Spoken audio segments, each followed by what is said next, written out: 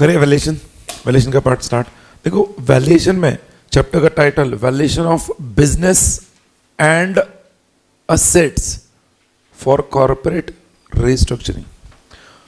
तो सबसे पहले जब हम वैल्यूएशन चैप्टर देख रहे हैं, ये सिर्फ बिजनेस का वैल्यूएशन नहीं है, इसमें बिजनेस के साथ साथ असेट्स का भी वैल्यूएशन। तो जब मैं एसेट्स के वैल्यूएशन की बात करूँ तो हम इस चैप्टर में ऑलरेडी आपने देखा होगा कि इसमें गुडविल वैल्यूएशन है, इसमें इंटेंजिबल एसेट्स का वैल्यूएशन है। ये सुनो, मतलब valuation of business and assets.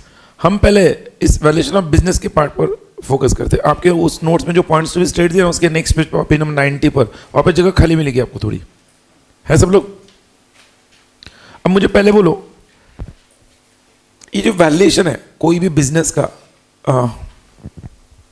किसी पर्सन को अपना बिजनेस बेचना है तो जो सेलर है वो हर वक्त चाहेगा ज्यादा से ज्यादा कीमत मिले, बायर हर वक्त चाहेगा कि कम से कम कीमत में वो खरीदे। बट दोनों का जब कंसेंसस जब तक नहीं होता है तब तक बिजनेस सेल आउट नहीं होगा, एक्विजिशन मर्जर नहीं होगा। तो इसलिए कई बार क्या होता है, वो हम कहते हैं कोई बिजनेस है, जैसे मैं लिख रहा हूं आप लिख सकते हो, कोई बिजनेस है, उस बिजनेस के लिए कोई इंटरेस्टेड पार्टी है। कौन है? इंटरेस्टेड पार्टी है। अब वो इंटरेस्टेड पार्टी वो बिजनेस का जो बिजनेस ओनर है,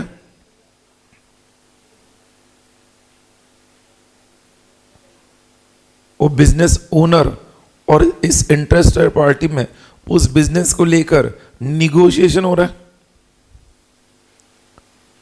कि किस दाम में वो इंटरेस्टेड पार्टी वो बिजनेस को एक्वायर करना चाहेगा, टेक ओवर करना चाहेगा। ऐसे केस में क्या होता है, वो बिजनेस के लिए वो business owner and interested party अक्सर एक वैल्यूअर के पास जाते हैं। किसके पास जाते हैं? वैल्यूअर के पास। वैल्यूअर के पास जाने का उनका पर्पस क्या होता है? ताकि वो वैल्यूअर के पास जाए तो जो वैल्यूएशन हो, valuation is a useful base to establish price for the property, to establish price for the property और द बिजनेस, और determine ways and means of enhancing the value of firm और enterprise। जो valuer है ना वो सिर्फ valuation नहीं करता है, अरे बोलो, वो सिर्फ प्राइस वैल्यूएशन नहीं करता है प्रॉपर्टी और बिजनेस का, वो अलग अलग रास्ते बताता है कि जिससे आप वैल्यू बढ़ा सकते हो। अरे बोलो,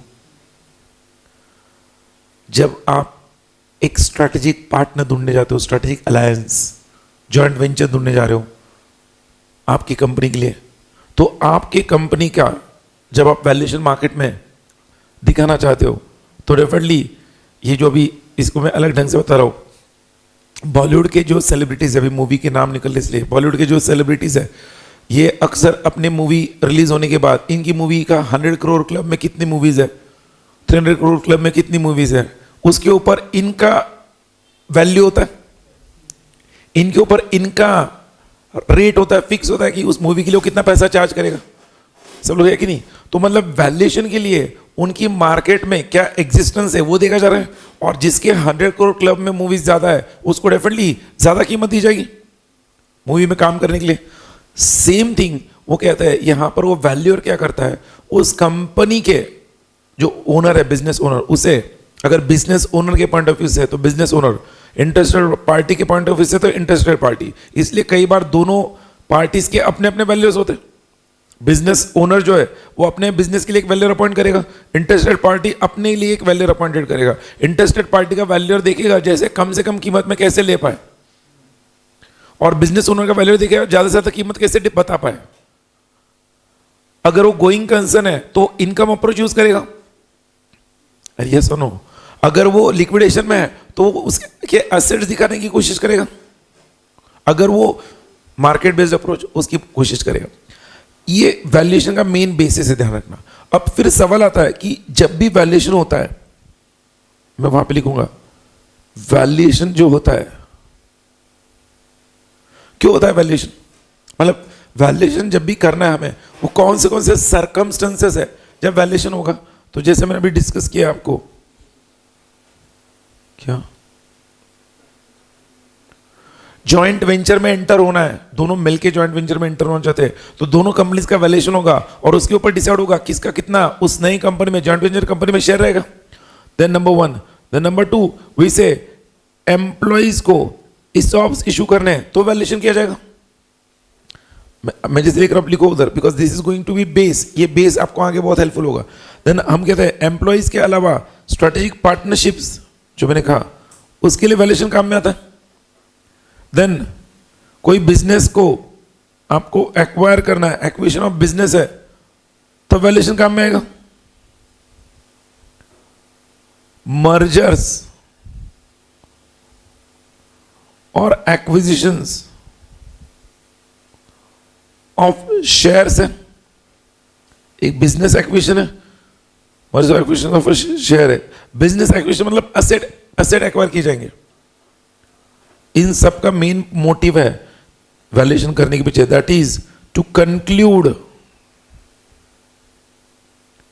that a transaction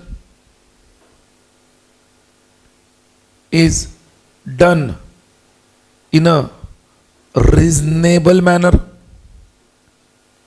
in a reasonable manner, मतलब बायर भी खुश, सेलर भी खुश। इसलिए वैल्यूएशन का एंड मोटिव होता है वो रीजनेबल मैनर में होना चाहिए, वरना if it is not a win win situation, that valuation model is going to fail, that acquisition is going to fail. अब अगर आपको ये समझा है तो फिर इस चैप्टर में, वैल्यूएशन चैप्टर में, यहां तक लिखा है सबने, आपको ये समझना है इस वैल्यूएशन चैप्टर में हम जिस वैल्यूएशन की बात कर रहे हैं वो वैल्यूएशन अगर बिजनेस का है, किसका, बिजनेस का, तो मैं AIM की बात करूंगा, मैं asset based approach,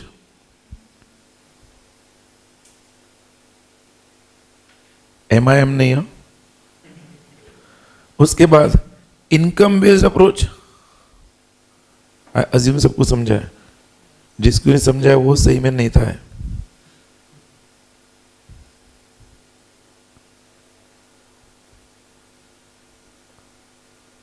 and market based approach,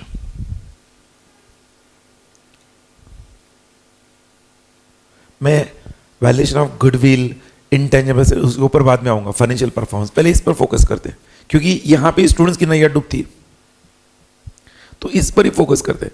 अब जब वैल्यूएशन हम बात कर रहे हैं एसेट बेस्ड अप्रोच का, तो उन्होंने वहां पे उस पर्टिकुलर चैप्टर में कहा है कि एसेट बेस्ड अप्रोच में वैल्यूएशन करना है तो आप एक तो नेट रियलाइजेबल वैल्यू और लिक्विडेशन वैल्यू जो होता है ना वो बेस्ट वैल्यू होता है एसेट बेस्ड अप्रोच के लिए। बट उसके अलावा उन्होंने नेट बुक वैल्यू एक मेथड दिया है एसेट बेस्ड अप्रोच के लिए, एक रिप्लेसमेंट मेथड दिया है, रिप्लेसमेंट कॉस्ट मेथड। जो नेट बुक वैल्यू है, replacement cost method, theoretical concept है, थियोरेटिकल। प्रैक्टिकल वर्ल्ड में इनको लेस इंपॉर्टेंस है। अगर मैं एसेट बेस्ड अप्रोच में आऊंगा तो दिमाग में क्या फिट करना है, सर ने कहा लिक्विडेशन वैल्यू या net realisable value. Liquidation value क्यों कहते हैं, बिकॉज जो कंपनी लिक्विडेशन में जाती है उसके बाद ही उस एसेट का वैल्यूएशन आता है, इसलिए उसे कहते हैं लिक्विडेशन वैल्यू। और एनआरवी, नेट रियलाइजेबल वैल्यू, मतलब ये आपको दिमाग में फिट करना है कि एसेट बेस्ड अप्रोच, कोई भी क्वेश्चन एग्जाम में आता है, कोई भी केस स्टडी आता है जहां पे लिक्विडेशन में जाने वाली कंपनी है और आपको पूछा गया वैल्यूएशन करना है, एसेट बेस्ड अप्रोच भाई। और एसेट बेस्ड अप्रोच में भी नेट बुक वैल्यू नहीं, रिप्लेसमेंट कॉस्ट नहीं, कंपलसरी क्या होगा, नेट रियलाइजेबल वैल्यू। तो पहले ये पार्ट आपके नोट्स में उधर पेज नंबर 93 पर जो दिया ना एसेट बेस्ड अप्रोच में, वो 3 लाइंस मार्क कर लो उधर पेज नंबर 93 पर। अब देखना फर्स्ट पॉइंट क्या दिया, उसको अंडरलाइन करो, net book value, then replacement cost और फिर लिक्विडेशन वैल्यू, और करना उधर। और कैलकुलेट द एनआरवी। अरे बोलो, डेफिनेटली तीनों के अपने लिमिटेशंस है, बट जो लिक्विडेशन वैल्यू और उसका लिमिटेशन दिया ना, वो क्या लिखा? ये नेट रेजर्व कब काम में नहीं आता है? जब आपके पास इनटेंजिबल एसेट्स है। क्या है? बिकॉज आपका लिक्विडेशन में जाने पर इनटेंजिबल एसेट्स का वैल्यू निकालना मुश्किल है, इसलिए उन्होंने दिया है when entity has intangible asset it's complicated as there is no readily available market for such intangible assets. उस केस में वो फेल होगा, बट बाकी हर केस में लिक्विडेशन वैल्यू काम में आता है। अरे बोलो भाई, तो मैं नेट बुक वैल्यू और रिप्लेसमेंट वैल्यू इसको डिस्कस नहीं करूंगा, फोकस किस पर रखूंगा? एसेट बेस्ड अप्रोच में ये मेथड है डेफिनेटली। तो इसमें फॉर्मूला वही है। अब उधर जो नेट रियलाइजेबल वैल्यू का फॉर्मूला कैसे है, तो उधर नीचे दिया उन्होंने, वो जो एग्जांपल दिया ना, मिला नीचे, उस एग्जांपल में क्या दिया है? अगर company A, net asset value of company A कितना है? 15 लाख है, ध्यान रखना, एंड कंपनी बी का कितना है? 5 लाख है। नेट एसेट वैल्यू, दोस्तों एसेट्स किसके पास ज्यादा है? कंपनी ए के पास, और बी के पास कम है, एंड दोनों कंपनी के पास कैश फ्लो सेम ही है, कैश फ्लो सेम है। तो ऐसे केस में अगर मुझे लिक्विडेशन वैल्यू में एसेट बेस्ड अप्रोच में रेकमेंड करना है, तो मैं कौन से कंपनी को रेकमेंड करूंगा? जिसमें एसेट ज्यादा है। बिकॉज अगर ये कंपनी ए बी कल को लिक्विडेशन में आती है, तो जो एसेट जिसमें ज्यादा है उसको बेच के पैसा ज्यादा आ गया। हम क्या सोचते हैं? अरे भाई एसेट इसके पास तो पैसा, एसेट और दोनों का कैश फ्लो सेम है, और इसका एसेट में ज्यादा पार्ट है, मतलब ए के पास कैश इन हैंड कम है, बी के पास कैश इन हैंड ज्यादा है। बट इस केस में ये लिक्विडेशन में बी काम में नहीं आएगा, लिक्विडेशन में ए काम में आएगा। अरे बोलो, इसलिए उन्होंने दिया है company B is more valuable than company A if both are going concern, but in case worst case scenario goes into insolvency और liquidation, company A is more valuable as it has more assets that can be liquidated. मतलब अगर going concern में है तो हम cash देखेंगे, but अगर liquidation में तो एसेट देखेंगे। तो वैल्यूएशन में जब भी एसेट बेस्ड अप्रोच आएगा, ये जो मैंने बताया आपको, ये 2 ओपिनियन देने आपको, खत्म, इसके बाहर कुछ नहीं। स्टेप बाय स्टेप हम जाएंगे। वैल्यूएशन ऑफ बिजनेस में पहला अप्रोच क्या बताया? एसेट बेस्ड अप्रोच, उसका एक ही मेथड है। एसेट बेस्ड अप्रोच में और कोई मेथड नहीं। मैंने बुक वैल्यू और रिप्लेसमेंट कॉस्ट लिया ही नहीं आपको, बिकॉज वो उसका हम कह सकते हैं लिमिटेशन है, और वो यूज भी बहुत रेयरली होता है। बड़ी में आगे, अच्छा, फिर हमने AIM में आई क्या लिखा था? Income based. तो नेक्स्ट पेज पर आओ, 94 पे इनकम बेस्ड अप्रोच मिलेगा आपको। इनकम बेस्ड अप्रोच का और एक नाम क्या दिया? PE approach, PE approach, price to earnings, that is PE approach. और ये सुनो, भूलना मत, PE approach income based approach, one है प्राइस टू अर्निंग्स रेशियो की तरह, P रेशियो, पता है कि नहीं आपको? Price earnings ratio, price earning approach उन्होंने दिया है। It is calculated based on the future income flows of the entity. आप उधर पहले लिखना income based approach dash when going concern, वो पॉइंट नंबर 2 है, उधर नंबर 2 करना। एंड दोस्तों उधर ही नीचे वो चार्ट में एक्चुअली इनकम बेस्ड अप्रोच 2 ही है, 1 और 2। ये नंबर 3 आप लिखना, it is market based approach. Number 3 क्या है? Please make it number 3, market based approach, उधर दिया। तो इनकम बेस्ड अप्रोच में हमें कितने मॉडल्स देखने वहां पे? 2 मॉडल्स है। पहले क्या दिया? कैश फ्लो बेस्ड अप्रोच, और दूसरा मार्केट कैपिटलाइजेशन अप्रोच। अब ये जो कैश फ्लो बेस्ड अप्रोच है ना, इसमें अगेन 2 पॉइंट्स है, एक है डिविडेंड और एक है discounted cash flow, present value of the future cash flows, present value of the future cash flows, जिसको हम डिस्काउंटेड कैश फ्लो भी कहते हैं। मतलब अगर मुझे इनकम बेस्ड अप्रोच में कैश फ्लो में जाना है, तो डिविडेंड कितना मिल रहा है, उसके लिए गॉर्डन ग्रोथ मॉडल है नंबर 1। ये कब काम में आता है? अनलिस्टेड कंपनी के केस में कौन सा रिकमेंडेशन आएगा इनकम बेस्ड में? Gordon dividend model. ये दिमाग में रखना है, मतलब कौन सा वैल्यूएशन का मेथड किस में काम में आएगा, वो अगर आप दिमाग एग्जाम में रखोगे दिमाग में, तो जो क्वेश्चन आ रहा है उसमें कौन सा फॉर्मूला यूज करना है आपको समझेगा।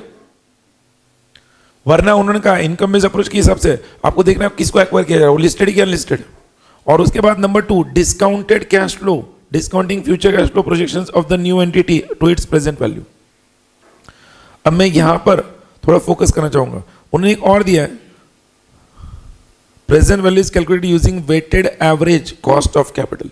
वो भी एक पार्ट है उसमें, मतलब डिस्काउंटेड कैश फ्लो में हमें weighted average cost of capital calculate करना होता है। इसलिए यहां पर मैं चाहूंगा हो सके तो आपके, I don't know whether I have given some space over there और नॉट एट द नोट्स, या आप एक जगह पे आप नोट्स में उधर हेडिंग दो सब लोग, इनकम बेस्ड अप्रोच, और इनकम बेस्ड अप्रोच लगकर जो आपकी इच्छा है वो मैं पूरी कर रहा हूं। क्या क्या इच्छा है आपकी, भूल गए क्या? अरे चार्ट के अंदर इनकम बेस्ड अप्रोच के जितने भी फॉर्मूलाज है, नहीं है ये मैं दे रहा हूं, जिस सीक्वेंस में दे रहा हूं उस सीक्वेंस में क्वेश्चन आया ना, इनकम आके डक करके वो फॉर्मूला उधर डाल देने का, फिगर्स में आंसर आ जाएगा। इनकम बेस्ड अप्रोच के जो फॉर्मूलाज में दे रहा हूं, यहां पे दो मेथड्स तो देख लिया ना, अरे बोलो ना, उसमें इनकम बेस्ड अप्रोच में आप नीचे एरो ड्रॉ करके वहां पे फर्स्ट एरो में आप लिखना गॉर्डन्स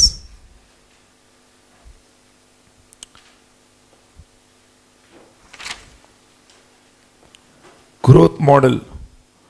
अब गॉर्डन्स ग्रोथ मॉडल आने पर स्टूडेंट बोलते सर वो समझता तो है बट वो कैसे स्टार्ट करने का वो नहीं पता, तो पहले मैं उसका स्टेप दे रहा हूं आपको, Gordon's growth model.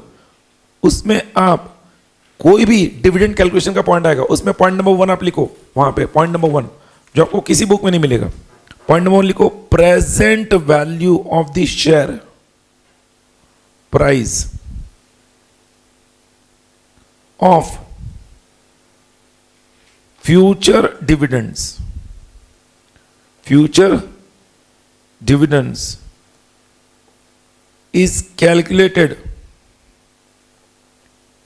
using the formula। तो गॉर्डन्स ग्रोथ मॉडल का जो फॉर्मूला है उसमें हम कोई भी एग्जाम में क्वेश्चन आने दो, पहले हमें क्या कैलकुलेट करना पड़ता है, प्रेजेंट वैल्यू मतलब PO, P0।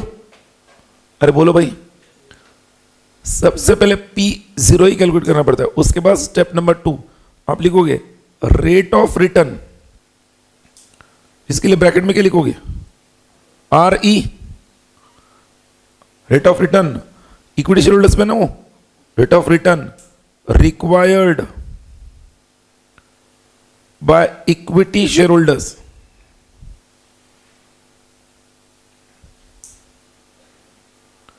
Is calculated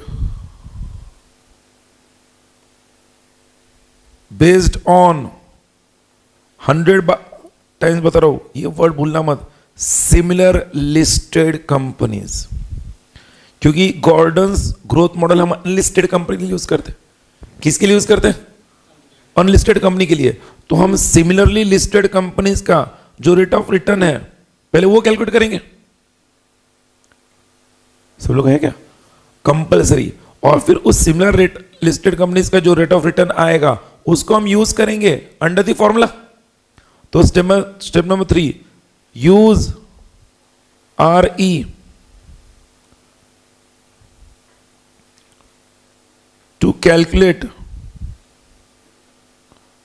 value per share of the क्या अनलिस्टेड कंपनी। अब इसमें भी आपको हिंट दे रहा हूं, जो यूजुअली लिस्टेड कंपनी का रेट ऑफ रिटर्न होता है उसका 50% आपको अनलिस्टेड कंपनी के लिए यूज करना है। That is RE used is usually 50% of 2 above। अरे बोलो ये सुनो। अब मैंने क्या क्या बताया, प्रैक्टिकल को थियरी में पॉइंट कर दिया। आपको प्रैक्टिकल नहीं समझ रहा ना गॉर्डन्स ग्रोथ मॉडल का, ये 3 पॉइंट डन करो। कोई भी आने दो क्वेश्चन, कोई भी क्वेश्चन गॉर्डन ग्रोथ मॉडल को पहले यही सीक्वेंस मिलेगा आपको। और फॉर्मूला सबके पास है, तो फॉर्मूला मुझे यहां पर लिख के देने की जरूरत है क्या?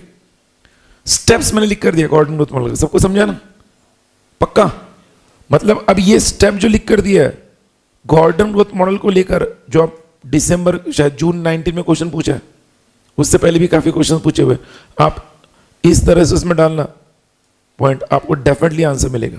हमको value per share of unlisted company निकालना होता है, तो हम बराबर वहां तक पहुंच जाते हैं। अच्छा, फिर इसके बाद जो वहां पे उन्होंने गॉर्डन ग्रोथ मॉडल के बाद डिस्काउंटेड कैश फ्लो मॉडल जो दिया है, उसको लेकर मैं एक सीक्वेंस दे रहा हूं आपको। Discounted cash flow based approach, तो मैं लिखूंगा वहां पे अगेन सीक्वेंस उसके लिए, डिस्काउंटेड कैश फ्लो, उसमें हम लोग डिस्काउंटेड कैश फ्लो में, हाँ नहीं उस सेकेंड एरो में तो हमारा अच्छा सॉरी इनकम बेस्ड का ही था ना, ठीक है आप उधर लिखो सेकेंड एरो में, सेकेंड एरो में लिखो, मैं यहां पे लिख रहा हूं डिस्काउंटेड कैश फ्लो लिखो, और उसमें आप point number 1 discounted cash flow के लिए आप लिखो number 1 forecast the free cash flows. क्या? Forecast the free cash flow सबसे पहले, उसके बाद नंबर 2 कैलकुलेट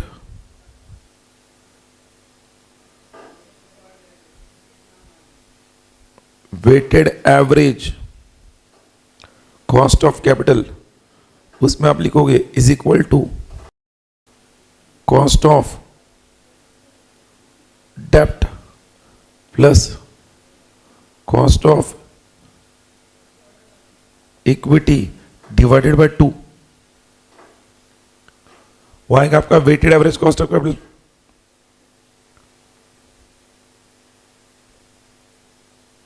अरे बोलो। देन नंबर 3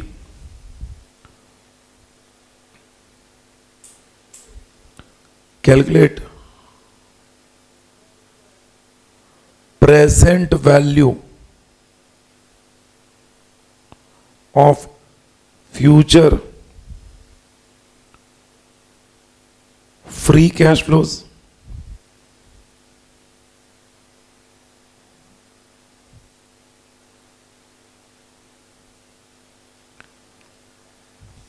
For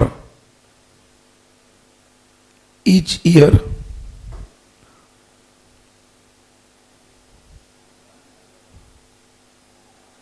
नंबर 4 उसमें लिखना terminal year cash flow is calculated using n-1। मतलब क्या? अगर उन्होंने 7 साल के कैश फ्लोज दिए आपको, कितने? 7 इयर्स के, तो आपका टर्मिनल ईयर होगा 8। ना 7 इयर्स के कैश फ्लो दिए, ध्यान रखना कितने साल के? 7 इयर्स के लिए, तो आपका 7 साल तक के कैश फ्लोज दिए, उसके उन्होंने रेट ऑफ रिटर्न दिया आपको, परसेंटेज दिया ना, मतलब परसेंटेज आपका जो cost of weighted average cost of capital सब में सेम रहेगा। कैश फ्लोज कितने साल के लिए मिले? 7 इयर्स के लिए, तो जो टर्मिनल ईयर होगा उसमें आप क्या करोगे? जो 7 के बाद जो कैश फ्लोज दिए उसको, अच्छा जो 6 इयर्स टर्मिनल ईयर, अगर 7 साल का कैश फ्लो दिया है तो जो 6 साल होगा उसके बाद 7th ईयर टर्मिनल ईयर होगा, तो 7th ईयर में आप 7 - 1 करोगे। क्या करोगे? 7 - 1 मतलब 6th ईयर का जो कैश फ्लो है उसके हिसाब से लोगे। अगर 5 साल के कैश फ्लो दिए, कितने?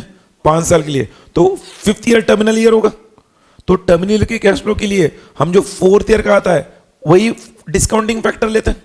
डिस्काउंटिंग फैक्टर कौन सा लेके? 4th ईयर का। क्यों? बिकॉज n-1 5th ईयर है ना, 5 - 1 क्या आएगा? 4। मतलब टर्मिनल ईयर एंड उसके पहले वाला ईयर दोनों का प्रेजेंट वैल्यू का जो डिस्काउंटिंग फैक्टर है वो सेम रहेगा। हाँ, हालांकि दोनों का प्रेजेंट वैल्यू चेंज होगा बिकॉज दोनों के कैश फ्लोज अलग अलग होंगे। अरे बोलो भाई, अगर उन्होंने 6 साल का दिया तो 6th ईयर टर्मिनल ईयर होगा, 5th ईयर टर्मिनल ईयर होगा, sorry 6th year terminal year होगा और 6 - 1 होगा। अगर 7 इयर्स का दिया तो 7 इयर्स टर्मिनल ईयर होगा। 6th ईयर का जो है वो 6th ईयर का जो डिस्काउंटिंग फैक्टर है वही 7th ईयर में भी यूज होगा। तो आप लिखो terminal year cash flow is calculated using n-1। n क्यों दिया मैंने? जो टर्मिनल ईयर है -1 जो प्रीवियस ईयर, आप लिखो using n-1 that is discounting factor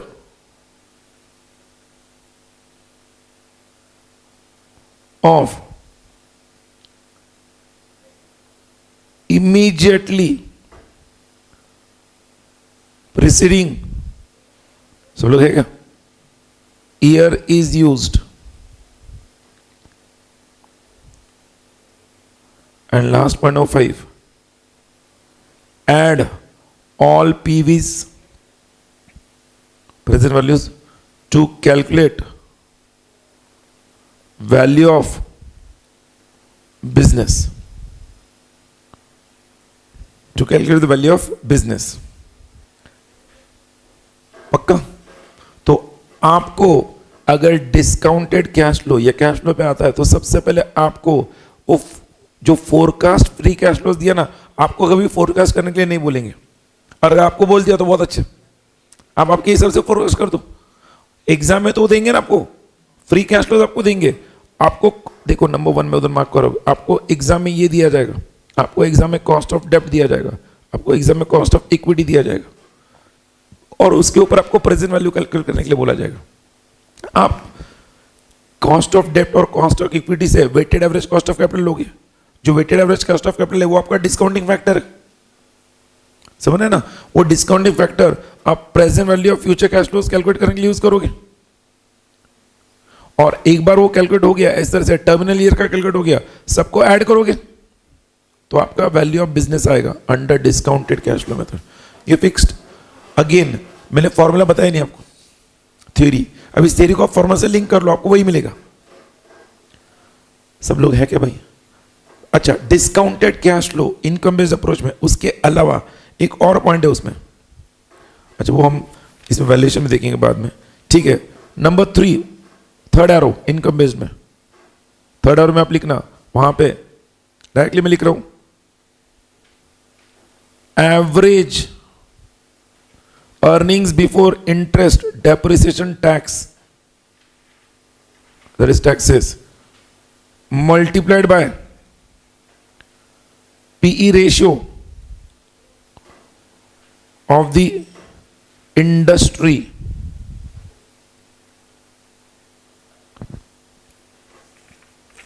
मेरे बोलो, अब इसमें एग्जाम में आपको ये भी दिया था, ये भी दिया था, आपको सिर्फ इबिटदा कैलकुलेट करना, मतलब सिर्फ मल्टीप्लाई करना है। अरे बोलो, आपको इबिटदा मल्टीप्लाई मतलब क्या? Average earnings before interest depreciation taxes multiply by the P ratio of the industry जब करोगे तो आप उसके नीचे लिखना वैल्यू ऑफ द बिजनेस, उस इंडस्ट्री में जिस बिजनेस का वैल्यूएशन कर रहे हो उस बिजनेस का इबिटदा दिया ना आपको। अरे बोलो, तो उस बिजनेस का वैल्यू आएगा आपका। सब लोग हैं? मतलब अगर मैंने देखा Gordon's growth model, discounted cash flow model and EBITDA, ये तीन ही इनकम बेस्ड अप्रोच में, इसके अलावा चौथा कोई नहीं है। अरे हाँ कि ना? अब इनकम बेस्ड अप्रोच के बाद हम उस इनकम बेस्ड अप्रोच में ही एक पार्ट है जो आप उधर नीचे नोट में लिखना, 3 वस्तु है उसमें, नोट में एक अलग तरीका है, उसमें आप लिखो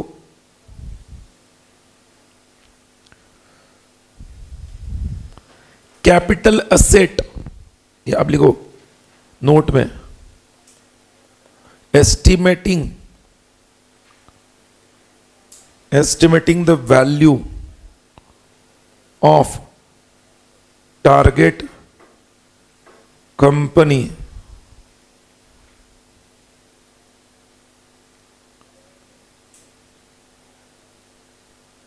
estimating the value of target company using बेटा, मतलब वैल्यूएशन यूजिंग बीटा है ब्रैकेट में, दैट इज वैल्यूएशन यूजिंग बेटा।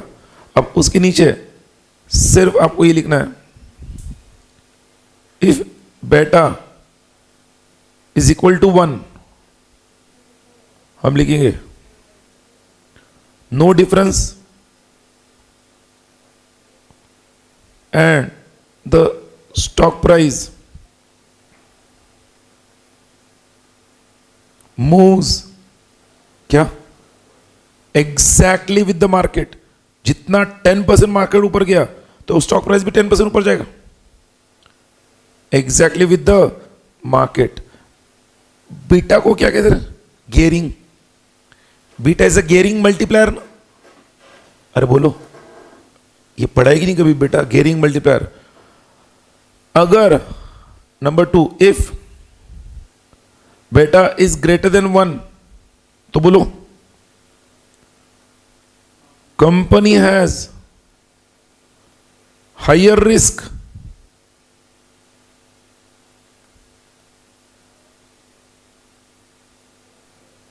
as fluctuation with market is higher।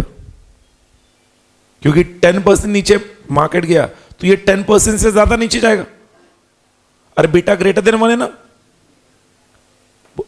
अगर मान लो 1.5 बीटा है, स्टॉक प्राइस 100 रुपए है, मार्केट 10% से नीचे गया तो ये 15 रुपए से नीचे जाएगा। मार्केट 10% से बढ़ा तो ये 15 रुपए से बढ़ेगा, तो इसमें फ्लक्चुएशन ज्यादा है ना। ये मार्केट के साथ नहीं चलेगा, मार्केट के आगे जाएगा। एक तो मार्केट नीचे गया तो मार्केट से ज्यादा नीचे, मार्केट ऊपर गया तो मार्केट से ज्यादा ऊपर। देन थर्ड, इफ बेटा लेस देन 1, देन आप लिखो company has less risk and stock price is rigid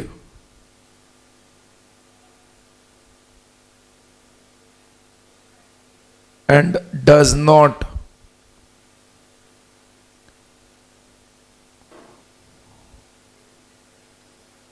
fluctuate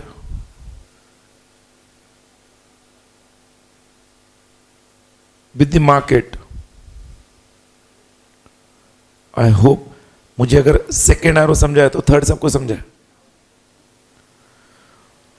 तो हम यहां पर वैल्यू टारगेट कंपनी का कौन सा फॉर्मूला यूज करके करने वाले? वैल्यू यूजिंग बेटा।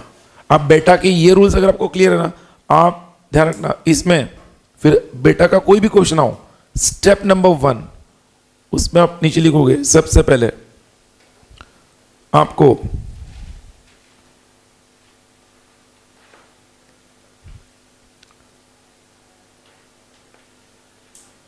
Rate of return on equity जो कैलकुलेट करना होता है वो देखना, that is shareholders required rate of return in the listed company is calculated using CAPM capital asset pricing model, और उसमें आप नीचे लिखना RE is equal to RF plus beta into RM minus RF। इसमें RE तो सबको पता है, what is RM? Return from market.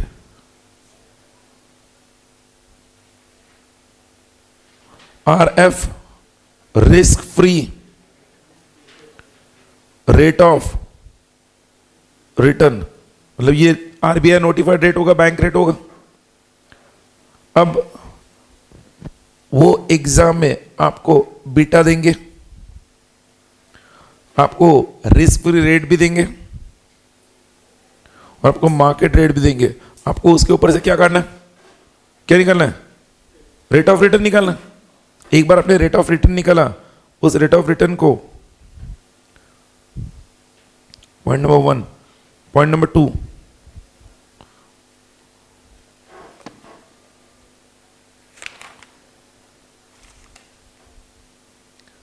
उस रेट ऑफ रिटर्न को यूज किया जाएगा। Use the RE of listed company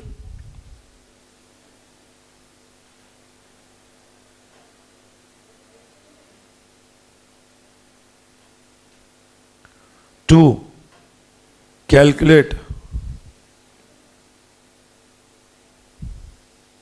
value per share of the unlisted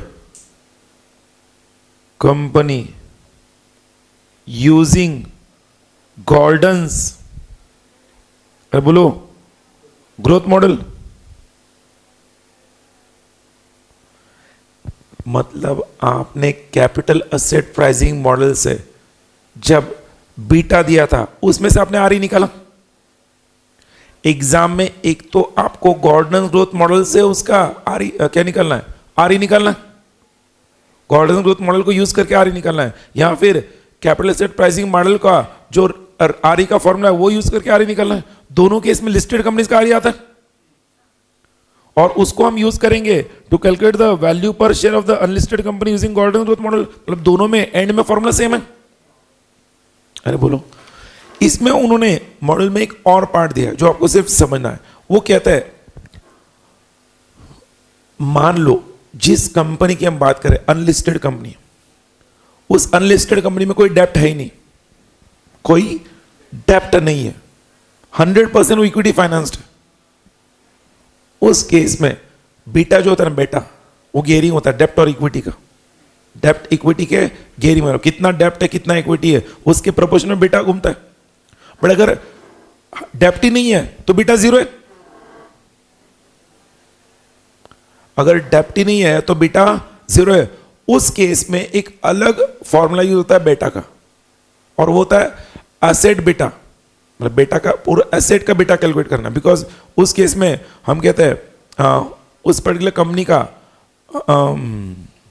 कोई डेप्ट ना होने के कारण हम एसेट को यूज करते हैं। किसको यूज करते हैं? एसेट को। एक तो डेप्ट है या फिर एसेट, मतलब कैपिटल है या एसेट है। तो यहां पर हम किसको यूज कर रहे हैं? एसेट को यूज करते हैं। इसलिए उन्होंने वहां पर, अब इसमें ये हुआ ना पॉइंट, ये नॉर्मल तरीका। फिर उसमें आप ये लिखने के बाद उसमें लिखो हावेवर, नीचे ये फॉर्मूला हावेवर आप लिखना, हावेवर, और उसमें लिखना if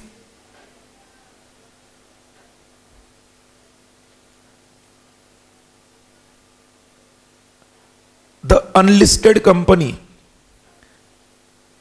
if the unlisted company is entirely equity financed, is entirely equity financed,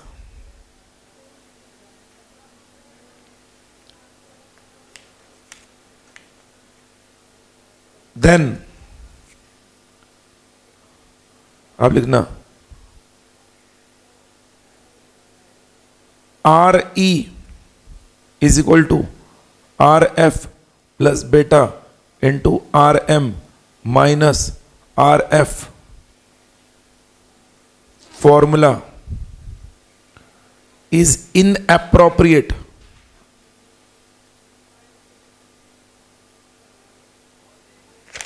to calculate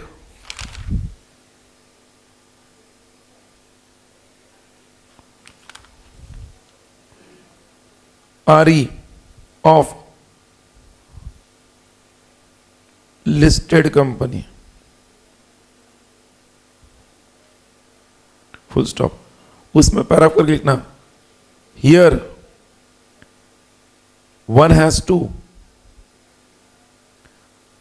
use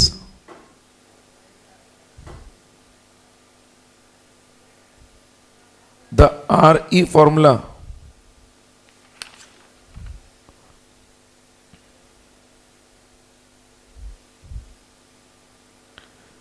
in case of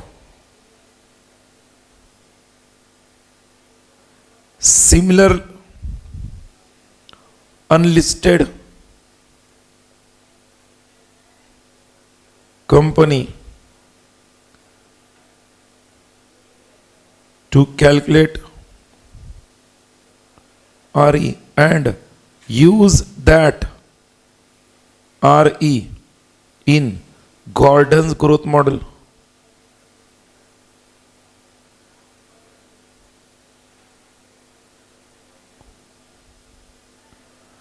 पहले यहां तक समझे कि नहीं, बोलो मुझे क्या दिया मैंने?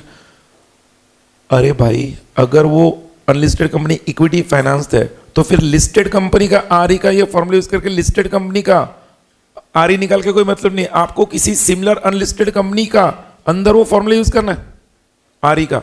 ये जो आरई का फॉर्मूला है कहां पे यूज करना है? किसी दूसरे अनलिस्टेड कंपनी, हम एक अनलिस्टेड कंपनी का यूज करने जा रहे हैं ना, किसी दूसरे अनलिस्टेड कंपनी के अंदर यूज करना है। बट उस दूसरे अनलिस्टेड कंपनी के लिए आरई का फॉर्मूला यूज करने के लिए वहां पर भी तो बेटा पता होना चाहिए ना। अगर मैंने ये सेम फॉर्मूला लिस्टेड कंपनी के लिए यूज ना करते हुए किसी दूसरे सिमिलर अनलिस्टेड कंपनी के लिए यूज करना है तो मुझे वहां पर उस दूसरे सिमिलर अनलिस्टेड कंपनी का भी तो बेटा पता होना चाहिए ना। इसका बेटा हमें पता है इक्विटी फाइनेंस 0 है, बट उसका अनलिस्टेड कंपनी का बेटा यूज करना ज्यादा परफेक्ट होता है। हमारा इक्विटी फाइनेंस 100% है तो जो सिमिलर अनलिस्टेड कंपनी है उसका 100% होगा जरूरी नहीं है। तो जो सिमिलर अनलिस्टेड कंपनी है उसका बेटा कैलकुलेट करने के लिए आप उधर लिखना देयरफॉर टू कैलकुलेट बेटा इन RE of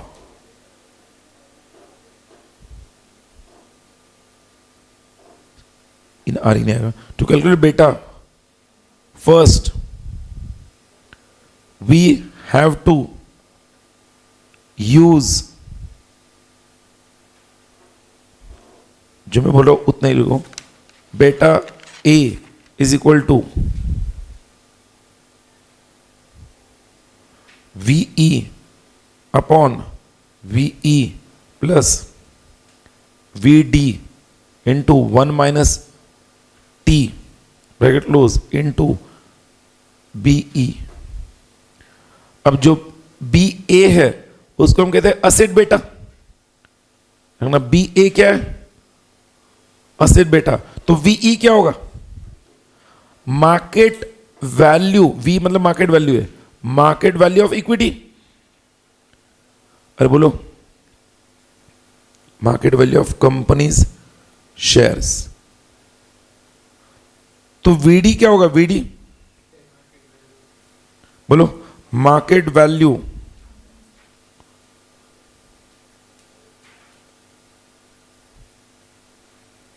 ऑफ कंपनीज डेप्ट। एंड BE क्या होगा?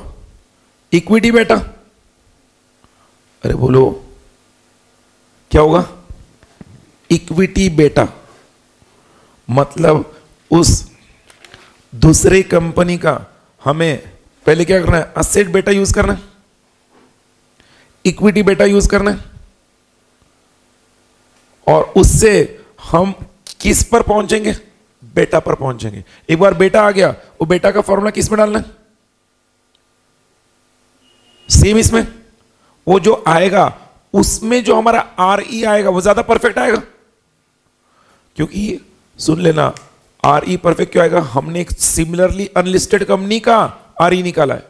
मतलब जब अनलिस्टेड कंपनी 100% इक्विटी फाइनेंस्ड है तो वहां पे लिस्टेड कंपनी का RE काम में नहीं आएगा, वहां पे सिमिलरली अनलिस्टेड कंपनी का RE निकालना है। और सिमिलरली अनलिस्टेड कंपनी का RE निकालने के लिए 100% एग्जाम में आपको ये दिया जाएगा, असेट बेटा, मार्केट वैल्यू ऑफ इक्विटी। ये जो भी फिगर्स है यहां पर वो क्वेश्चन में होंगे आपके। आपको सिर्फ ये टेक्निक्स टेस्ट में बता रहा हूं ना, मतलब आपको सिर्फ पढ़ना है। अच्छा, यहां पे दिया है 100% इक्विटी फाइनेंस, ओके, तुम्हारा नॉर्मल रूट नहीं आएगा यहां पे। अब आगे जाके उस सिमिलरली अनलिस्टेड कंपनी का असेट बेटा यूज करके उसका बेटा निकालना। जो भी बेटा आएगा उस बेटा को आरई में डाल दो, आरई में आ गया, आरई आएगा, उस आरई को गॉर्डन ग्रोथ मॉडल में डालो, उस अनलिस्टेड कंपनी का वैल्यू पर चला है।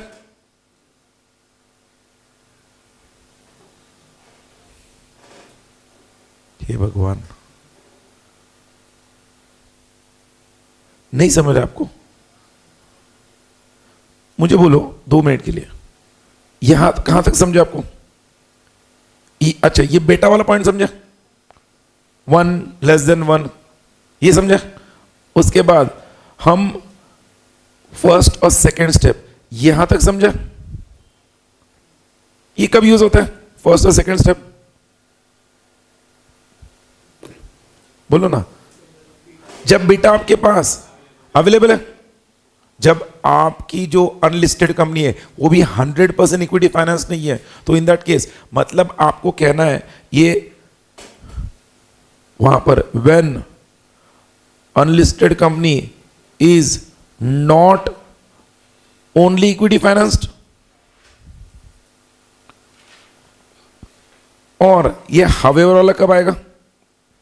When it is equity financed, it is only equity finance. तो सिर्फ इक्विटी फाइनेंस है तो वहां पे लिस्टेड कंपनी का फॉर्मूला यूज नहीं करना है, लिस्टेड कंपनी की डिटेल्स यूज नहीं करे, हमने किसी दूसरे सिमिलरली अनलिस्टेड कंपनी का बेटा निकालना है। और सिमिलरली अनलिस्टेड कंपनी का बेटा निकालने के लिए फॉर्मूला है BA, asset beta is equal to market value of the company shares divided by market value of the company share plus market value of the company डेब्ट 1 माइनस T क्या है? T is tax rate, वो मतलब बताने की जरूरत नहीं, multiplied by equity बेटा ऑफ दैट अनलिस्टेड कंपनी जिसका हमें कैलकुलेट करना है अदर सिमिलरली अनलिस्टेड कंपनी। तो उस पर से हमें उस क्या होगा, सिमिलरली अनलिस्टेड कंपनी का बेटा आएगा। जो बेटा आएगा वो बेटा कैसे आएगा? I just show you if you want. Asset बेटा जो आएगा, ये असेट बेटा, दिस असेट बेटा विल बी द बेटा ऑन द असेट बेटा जो आएगा वो market value of the company shares, market value of the company shares, market value of the डेब्ट, उसमें से असेट बेटा आएगा। एक बार असेट मतलब आपको उसमें क्या दिया जाएगा? इक्विटी बेटा दिया जाएगा। अरे बोलो ना, आपको इक्विटी बेटा दिया जाएगा, आपको असेट बेटा निकालना है, तो आपका बराबर से असेट बेटा आ गया, वो असेट बेटा यूज करना है किसके लिए? किस में यूज करोगे? RE में। और RE से आप उस सिमिलरली अनलिस्टेड कंपनी का हम क्या करोगे? RE आएगा, और फिर उसको सिमिलरली अनलिस्टेड कंपनी के RE को आप गॉर्डन ग्रोथ मॉडल में डालकर हमारी इस अनलिस्टेड कंपनी के वैल्यू निकाले। यहां पे 50% नहीं होगा, यहां पे सेम है ना, तो यहां पे unlisted company, listed company, unlisted company का 50% लेस होता है। वो फॉर्मूला आपको यूज करने की जरूरत नहीं है। मैं अगेन कह रहा हूं, फॉर्मूला लर्न करने के आप ये स्टेप्स लर्न करो कि 100% इक्विटी फाइनेंस है तो ये नहीं है तो ये, इस तरह से। अच्छा, ये सारा किस में हुआ? इनकम बेस्ड अप्रोच के अंदर और मार्केट बेस्ड अप्रोच के अंदर। मार्केट बेस्ड अप्रोच में आप वहां पे आपके नोट्स में उधर जो दिया ना, और एक point number 3 price earnings, page number कौन सा हो? 94, उसमें क्या लिखा है? Price earnings market based approach में पढ़ो ना। By comparing similar businesses model built and the share price of the company under consistency is estimated, way exactly similar business transaction is not available, close similar transaction is taken and adjustments are made based on size, quantity और quality। अरे बोलो भाई, ये जो मैंने अभी आपको method बताया ना सारे, ये सारे स्टडी मॉड्यूल में जितने भी मेथड्स दिए किसके? वैल्यूएशन ऑफ बिजनेस के, वो यहां पर अलॉन्ग विद दैट फॉर्मूलाज, मतलब वो जो सब कवर किया उन्होंने। अब इसके बाद जो वैल्यूएशन होता है वो किसका है? बोलो, वैल्यूएशन ऑफ बिजनेस हो गया ना, तो वैल्यूएशन ऑफ गुडविल, गुडविल में 2 ही मेथड्स है, तो आपके नोट्स में उधर सिर्फ वो फॉर्मूलाज गुडविल का शैल आई शो यू, और आप उधर लिखोगे। शायद ये नोट्स में नहीं दिया है मैंने, just I need to check it, है क्या दिया हुआ? हाँ, बट उसमें 2-3 पॉइंट्स वहां पे और है, ठीक है, आप वहां पे ऊपर लिखो। गुडविल बेस्ड वैल्यूएशन में उन्होंने दिया गुडविल मतलब क्या? एक तो परचेस कंसिडरेशन जो आपने पे किया है minus the fair value of the net asset जो आपको मिला है, वो माइनस जो है वो गुडविल है। तो उस गुडविल को वैल्यूएट कैलकुलेट करना है 2 तरीके, पहला फ्यूचर मेंटेनेबल प्रॉफिट मेथड, दूसरा दिया है सुपर प्रॉफिट मेथड। अब उसमें वो कहते हैं जो फ्यूचर मेंटेनेबल प्रॉफिट मेथड के तहत जब कैलकुलेट करना है तो उधर आप लिखो, उधर ही उधर लेफ्ट हैंड से नीचे number 1 future maintainable profit divided by normal rate of return is equal to CFMP, मतलब क्या, कैपिटलाइज्ड फ्यूचर मेंटेनेबल प्रॉफिट, आपको वो कैलकुलेट करना। अच्छा, फिर एक बार ये आ गया, फिर number 2, average capital employed is equal to total of assets minus liabilities, total of assets minus liabilities. अब जब मैं टोटल ऑफ असेट्स लेता हूं तो उसमें भी उन्होंने दिया है, टोटल ऑफ असेट्स में आपको ब्रैकेट में लिखना एग्जैक्ट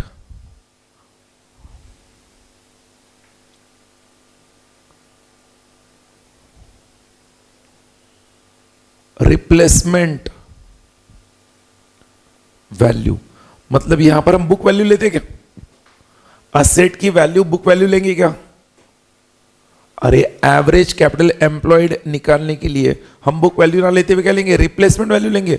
उस समय पर उस कंपनी में उस असेट की जगह, मतलब उसको, उस असेट को रिप्लेस करना चाहे किसी और नए असेट से, तो कितना पैसा लगेगा? हमने 15 साल पहले असेट खरीदी थी, आज हमारा बैलेंस शीट में उसकी वैल्यू काफी डेप्रिसिएशन की कम दिख रही है, बट आज अगर हमने वो एसेट खरीदी तो इतना पैसा लगेगा। तो रिप्लेसमेंट वैल्यू जो आएगा, उस रिप्लेसमेंट वैल्यू को टोटल असेट्स के अंदर ऐड करना है।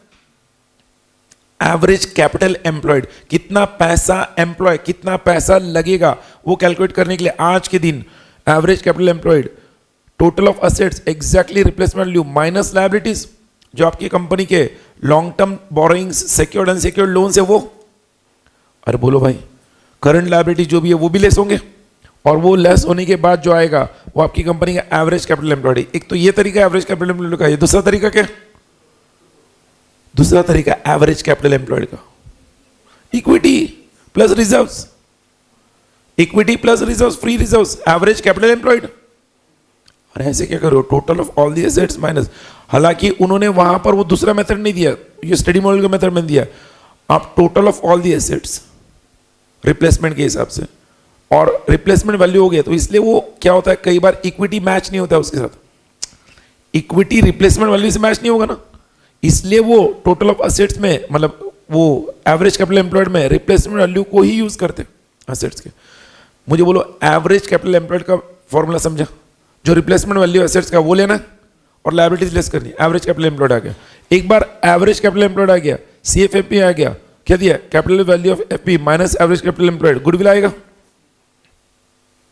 मतलब स्टेप नंबर 1 आपको क्या कैलकुलेट करना पड़ता है, स्टेप नंबर 1 में क्या कैलकुलेट करना है, CFMP, जिसमें आपको फ्यूचर मेंटेनेबल प्रॉफिट दिया होगा, नॉर्मल रेट ऑफ रिटर्न दिया होगा, नॉर्मल रेट ऑफ रिटर्न दिया होगा, फ्यूचर मेंटेनेबल प्रॉफिट दिया होगा, CFMP कैलकुलेट करो। अगर एवरेज कैपिटल एम्प्लॉयड नहीं दिया, एसेट्स दिए, तो असेट्स का रिप्लेसमेंट वैल्यू लो, माइनस लायबिलिटीज करो, ACE आएगा स्टेप नंबर 2 में, तो स्टेप नंबर 3 में आपका गुडविल आ जाएगा। अरे बोलो भाई, नहीं समझा? अच्छा, इसको लेकर आप एक उधर एग्जाम्पल नहीं दिया, वही दिक्कत है मैंने, ठीक है, just show you.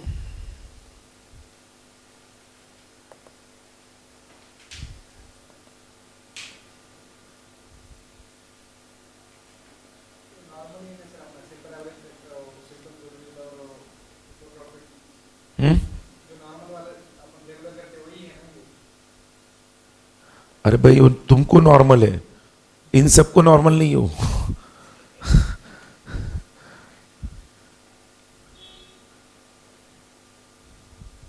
Page number क्या है, 215, यहां से आपको बेटर समझेगा, ये डायरेक्टली फॉर्मूला दिया उधर लिख, ये मॉडल के अंदर 215 पेज नंबर पे। अब देखना क्या दिया, company has maintained a normal profit of 300 lakhs, क्या दिया, नॉर्मल प्रॉफिट दिया। Due to addition of capacity the future maintainable profits are likely to be higher by 10%, normal rate of return 15%, average capital employed दे दिया 1500 लाख। अब सुनो सुनो, हम future maintainable profit देखते, क्या देखते, वो कहते हैं future mental profits are likely to be higher by 10%। एक सेकंड, हायर बाय 10%, मतलब हर साल 10% से बढ़ेगा, बट हर साल 300 तो मेंटेन रहेगा ना। स्टूडेंट गलती क्या करते बताएगा, 300 का 10% ले लेते, 300 का 10% नहीं लेना, माना 110% नहीं करना, 330, हर साल 10% से बढ़ने वाला है, मतलब हर साल 300 तो पक्का है। इसलिए वो कहता है कि आपका जो आज का प्रॉफिट है 300, उसको 15% से, वो हमारा फ्यूचर आज का प्रॉफिट ही फ्यूचर मेंटल प्रॉफिट है ना, जो आज का प्रॉफिट है वो फ्यूचर मेंटल प्रॉफिट है। उस 300 को जब मैं 15% से डिवाइड करूंगा तो क्या आता है, बोलो, है क्या कैलकुलेटर किसी के पास? तो वहां पे मुझे देखना पड़ेगा। 300 से 15% को डिवाइड किया तो 2000 आता है। कितना आ रहा है? आ रहा है ना?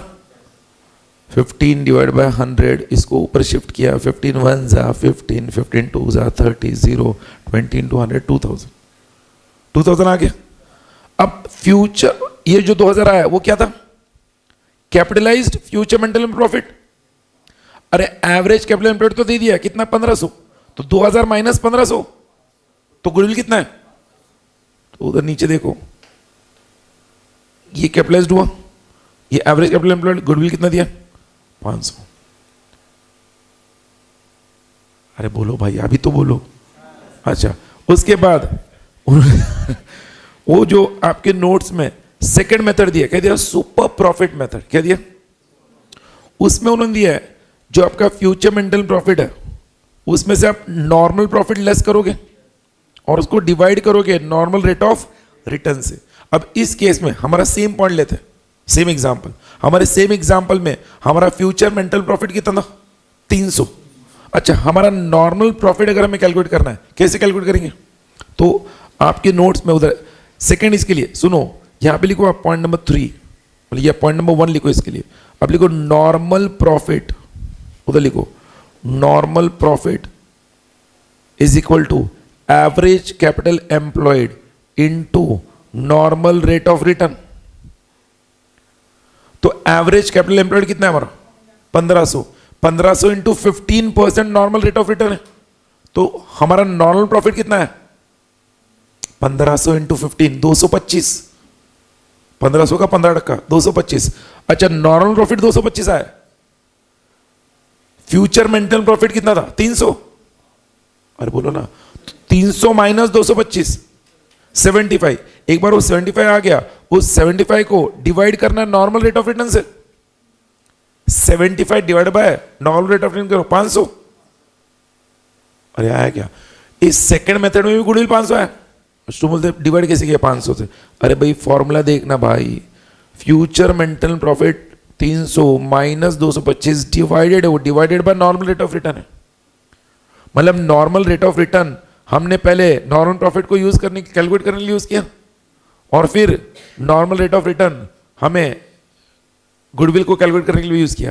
What we understand from this, ध्यान रखना, अगर आप देखोगे हमारे जितने भी हमने 3 मेथड देखे, ये तीनों पॉइंट देखे, फर्स्ट ये वाला, then second average capital employed, third normal profit. यहां पर अगर एवरेज कैपिटल एम्प्लॉयड छोड़ेंगे तो हर जगह पे हमने normal rate of return use किया। नॉर्मल रेट ऑफ रिटर्न जो कि एग्जाम में दिया ही जाएगा आपको, नॉर्मल रेट ऑफ रिटर्न। इसमें दोनों गुडविल सेम आया, हर बार गुडविल सेम आएगा जरूरी नहीं है। उन्होंने कहा है, नीचे पढ़ो, the value of goodwill in both the methods may not be the same in every case. Valuation of goodwill calculated in any one of the method is generally used only at the time of merger and amalgamation of an entity which is a going concern. Going concern के बाद goodwill के valuation के लिए दोनों में से कोई एक मेथड यूज करेगा। अब सेलर का जो वैल्यूअर होगा वो दोनों में से जो हायर आएगा वो यूज करेगा, और बायर का जो आएगा वो दोनों में से लेस आएगा वो यूज करेगा। बट वो तो अपना निगोशिएशन केस वो बाद में। गुडविल के लिए ये 2 ही मेथड्स। गुडविल के फॉर्मूलाज अगर मैं दूंगा तो कहने के लिए वो 2 फॉर्मूला, 1 2 3, ये 3 फॉर्मूलाज जब से लिखे ना, इन 3 फॉर्मूलाज के बाद चौथा फॉर्मूला है ही नहीं। और उसमें अगर पहले मेथड के लिए 2 फॉर्मूलाज है, पहले मेथड के लिए पहले एफएमपी कैलकुलेट करना है, फिर एसी कैलकुलेट करना है, और सेकंड मेथड में नॉर्मल प्रॉफिट कैलकुलेट कर दिया और उसको फॉर्मूला में डाल दिया। सेकंड मेथड में आपको एक ही फॉर्मूला यूज करना है, बट पहले इसमें दो फॉर्मूला यूज करके फिर वो गुडविल के अंदर फॉर्मूला में डालना है। अरे है क्या भाई, पक्का? तो आप दिमाग में कैसे रखो, गुडविल के जो फॉर्मूलाज दिए उसके अलावा हमें तीन अलग वेज है। पहले इसमें दो फॉर्मूला यूज कर रहे हैं, सेकंड इसमें एक फॉर्मूला यूज कर रहे हैं। सेकंड में हमें नॉर्मल प्रॉफिट कैलकुलेट करना होता है। अगर मान लो फ्यूचर मेंटल प्रॉफिट वहां पे 100% देंगे, हो फ्यूचर मेंटल प्रॉफिट देना ही पड़ेगा, नॉर्मल प्रॉफिट देना पड़ेगा, नॉर्मल रेट ऑफ रिटर्न देना पड़ेगा। नॉर्मल प्रॉफिट दिया नहीं जाएगा, वो हमें कैलकुलेट करना पड़ेगा। वो किससे कैलकुलेट करेंगे? Based on average capital employed. अच्छा, एवरेज कैपिटल एम्प्लॉयड नहीं दिया होगा तो हमें टोटल असेट्स माइनस लायबिलिटी से कैलकुलेट करना पड़ेगा। मतलब वो क्या होंगे, दोनों तीनों का कॉम्बिनेशन करके मिक्स दे सकते हैं। फॉर्मूला फिक्स्ड है तो आपको सुनो आपको दिमाग में सिर्फ रखना है एवरेज कैपिटल एम्प्लॉयड। इसलिए मैं कह रहा हूं ये फॉर्मूलाज 1 2 3 ये दिमाग में रखो। एग्जाम में क्वेश्चन आना पहले वो फॉर्मूला डाल दो। अच्छा, जो इन्फॉर्मेशन दिया उसमें कौन सा फॉर्मूला यूज होता है उसके हिसाब से यूज करो। वो तो कभी ऐसा नहीं करेंगे ना सब इंफॉर्मेशन दिया, जो यूज करने का वही इंफॉर्मेशन देंगे ना। अरे बोलो। तो अब ये होने के बाद आगे कौन सा वैल्यूएशन बचता है? अब इनटेंजिबल एसेट्स। जो इनटेंजिबल एसेट्स का वैल्यूएशन है उसको लेकर वो 3 मेथड्स दिए। 3 मेथड्स में पहला मेथड कौन सा है? Income approach, cost approach, market approach. अब इन तीनों में उन्होंने अलग अलग मेथड्स दिए, income approach, cost approach. I request next page पर आओ। उधर पहले में दिया हिस्टोरिकल कॉस्ट अप्रोच। ये हमने ऑलरेडी असेट बेस्ड अप्रोच में देखा था। Asset based historical cost approach मतलब क्या? जब आपने एक्चुअल कॉस्ट इनकर किया था उस पर्टिकुलर इंटेंजिबल एसेट को जनरेट करने के लिए, जो आपका खर्चा हुआ है, हिस्टोरिकल कॉस्ट, पेटेंट्स, हम कह सकते हैं आपका ट्रेडमार्क्स या आपके कॉपीराइट्स, इसको जनरेट करने के लिए जो भी आपने एक्चुअल खर्चा किया वो हिस्टोरिकल कॉस्ट में आएगा। रिप्लेसमेंट कॉस्ट में current cost incur to create the intangible asset. आपने तो 10 साल पहले लिया था, 10 साल पहले आपने खर्चा किया था, आज का उसका करंट रिप्लेसमेंट कॉस्ट क्या है? ये second method. Then present value of future cash flows method, मतलब जो वैल्यूएशन ऑफ बिजनेस, सुन लो, वैल्यूएशन ऑफ बिजनेस के लिए जो मेथड्स देखे थे वो 3 मेथड्स। पहले ये सिर्फ एक चौथा मेथड जिसको लेकर आपको क्वेश्चन आता, बिकॉज ये 3 कॉमन है ना, तो इसको आपको क्वेश्चन आएगा, LEW होना चाहिए था ना उधर, ल्यू एंड स्वार्ट्स मेथड। उसमें क्या दिया? It is used for human resource accounting. As per this model, the value of human capacity of a person who is Y years old is the present value of his future earnings from his employment. इसमें एक ही formula है intangible asset में, वो ये है। पहले तीनों formulas वो वैल्यूएशन के अंदर कवर्ड है, तो आपको कभी भी पहले 3 को लेकर क्वेश्चन आएगा इंटेंजिबल एसेट में, आपको ल्यू एंड स्वार्ट्स मॉडल को लेकर ही आएगा, और उसमें भी आपको ये सारा इंफॉर्मेशन दिया जाएगा। पर्सन का रिटायरमेंट का एज दिया जाएगा, जो कंपनी में अपॉइंटेड उसका T है। Probability of person living the organisation वो भी दिया जाएगा आपको, because they will not give you statistical table over there, वो आपको ऑलरेडी दिया जाएगा उसमें। Then expected earnings of the person living the organisation, हाँ, डिस्काउंट रेट, आपको सिर्फ क्या करना पड़ेगा, expected value of the person वो इज आज कितने साल का है, उसका आज वैल्यू क्या है, वो रिटायरमेंट पर इतने एज का होगा तो आज का उसका वैल्यू क्या है। ये किसके लिए यूज होता है? VRS देता है ना, VRS 58 साल की एज में रिटायर होने वाला, आज 35 साल है उसका, अब कंपनी में बोझ बन चुका है, 23 साल किधर संभालेंगे उसको।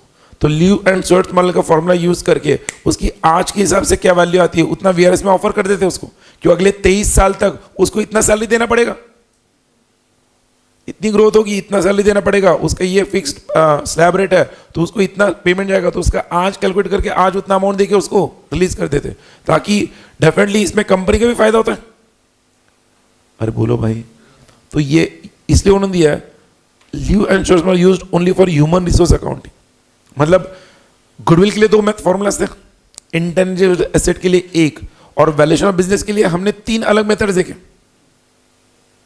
1 मिनट दे रहा हूं मैं, देख लो मेरे पास, ऐसे मत देखो प्लीज, देखो जो मैंने बताया आपको उसको पहले लिंक करो वहां से, समझा कि नहीं बोलो, don't be in Hari, Hari will give you worry बाद में, तो कोई मतलब नहीं इतना टाइम स्पेंड करके वैल्यूएशन के पार्ट को इतना डिटेल में डिस्कस करके कोई मतलब नहीं मैराथन में। समझ रहा है कि नहीं? Share your concerns.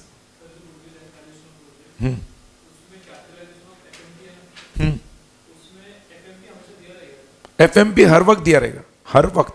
Future mental profit है ना भाई, फ्यूचर मेंटल प्रॉफिट जब तक नहीं दे, देखो नॉर्मल प्रॉफिट तो देते नहीं है, तो फ्यूचर मेंटल प्रॉफिट देना पड़ेगा ना उनको कि भाई इतना प्रॉफिट मेंटेन होगा और हर साल इतने 10%। हमने क्वेश्चन में देखा था, हर साल 10%, हर बार दिया जाएगा। और तुमको एक समझना है, मैंने कहा तुमको नॉर्मल रेट ऑफ रिटर्न भी दिया जाता है, फ्यूचर मेंटल प्रॉफिट दिया जाता है, तुमको एवरेज कैपिटल एम्प्लॉयड नहीं दिया जाएगा। अगर दिया गया तो अच्छी बात है, अगर वो दिया गया तो और इजी हो जाएगा। और तुमको और एक फिगर नॉर्मल प्रॉफिट नहीं दिया जाएगा, normal profit average capital employed वो तुम्हें कैलकुलेट करना पड़ेगा।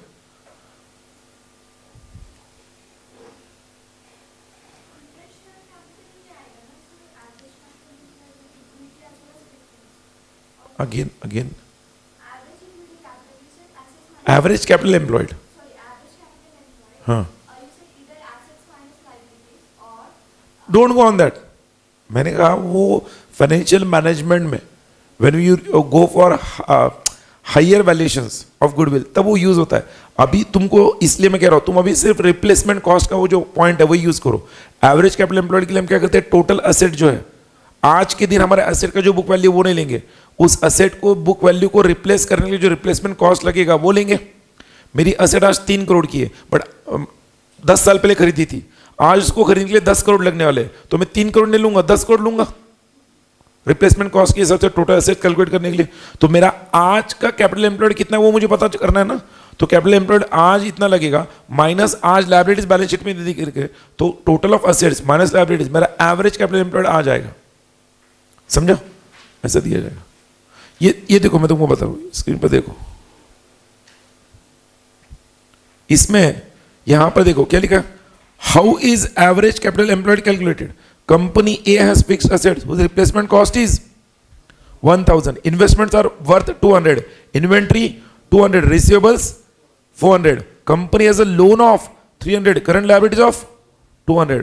तो उन्होंने replacement cost of fixed asset कितना दिखा, 1000, वो सब ऐड किया, असेट्स आ गया, उसमें से लेस लायबिलिटीज कर दिए, तो कैपिटल एम्प्लॉयड 1400 आ गया। सब लोग हैं ऐसा? अरे बोलो भाई, मतलब अगर आपको ऐसा आ गया एग्जाम में कैलकुलेट एवरेज कैपिटल एम्प्लॉयड तो बोनस है। आपको सिर्फ वहां पे दिमाग में रखना है कि एवरेज कैपिटल एम्प्लॉयड में सर ने रिप्लेसमेंट कॉस्ट बताया था, कुछ भी दम नहीं उसमें, मैं इसलिए कह रहा हूं, आप ऑनेस्टली बता रहा हूं, आपको ऐसे ही क्वेश्चंस आते हैं। बिकॉज ध्यान रखना, एक सेकंड समझना, ओल्ड सिलेबस के जो पेपर्स थे उस वक्त SFM strategic financial management was there and CS professional new syllabus, old syllabus में मॉडल 2 में वो सब्जेक्ट था, तो वहां पर आपको थोड़ा और गहरे क्वेश्चन पूछते थे। अब तो आप ऐसे ट्रांजिशन फेज में हो जहां आपने एफएम पढ़ा ही नहीं है, समझ रहे हो कि नहीं, और आपको एग्जाम में एफएम का बेस ही नहीं पता है, तो they can't ask you in detail questions, they have to ask you very basic valuation questions. Just as a company secretary तुम उसको यूज कर सकते हो कि नहीं वो देखना है उन्हें। So don't expect that you will get some CA final level questions. CA final में एक टॉपिक है पूरा ही, और वो टॉपिक यहां पे पढ़ा है तो एक मतलब it is very high level. बोलो, यहां पे हमने कौन सा कंप्लीट किया, इनटेंजिबल एसेट। पहले क्या कंप्लीट किया, बिजनेस, फिर गुडविल, अब इनटेंजिबल एसेट। अब एक पॉइंट बचता है, वो है इकोनॉमिक परफॉर्मेंस, फाइनेंशियल। हाँ तुम कुछ बोल रहे थे।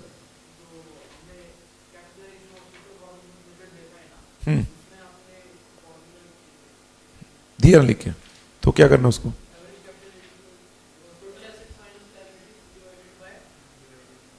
डिवाइडेड नहीं रहता था, टोटल ऑफ असेट्स कॅल्क्युलेट करण्यासाठी एक्झॅक्ट रिप्लेसमेंट व्हॅल्यू घेतो आम्ही। बाप रे,